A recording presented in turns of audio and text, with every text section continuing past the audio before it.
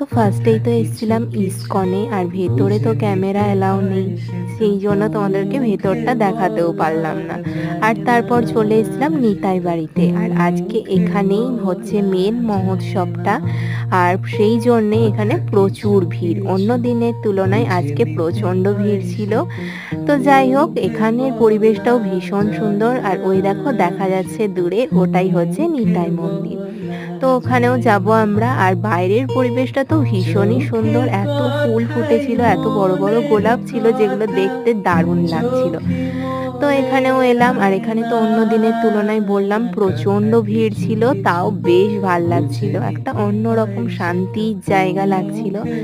তো এখানে এটাই হচ্ছে নিতাই বাড়ির আর কি পুকুর, আর এখানে প্রচুর বড় বড় মাছ ছিল, আর বিভিন্ন ধরনের মাছ ছিল, যেটা তোমরা ভিডিওতে দেখতেই পাচ্ছ।